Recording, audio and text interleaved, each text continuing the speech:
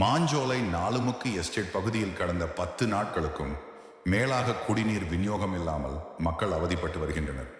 இது தொடர்பாக அரசு அதிகாரிகளை மக்கள் தொடர்பு கொள்ளும்போது பஞ்சாயத்து தான் பொறுப்பு, வருவாய்த்துறை தான் பொறுப்பு என்று சரிவர பதில் அளிக்காமல் மக்களை அலைக்கழிக்கின்றனர் அரசு அதிகாரிகள். குடிநீர் மோட்டார் பழுது பார்க்க இன்னும் 10 நாட்களுக்கு மேலாகும் என அப்பகுதி மக்கள் தரப்பில் கூறப்படுகிறது. மேலும் தற்போது மின்சாரமும் அடிக்கடி தடை செய்யப்படுவதால் மக்களை தொடர்பு கொள்ளவும் சிரமமாக உள்ளது எனவும் முறையிடுகின்றனர். மாஞ்சோலை செல்வதற்கு போக்குவரத்து வசதிகளும் இல்லாத சூழல் உள்ளது. மேலும் மாஞ்சோலை மக்களின் அவல நிலை வெளியே தெரியக்கூடாது என்று கவனமாக பார்த்துக் கொள்கிறார்கள்.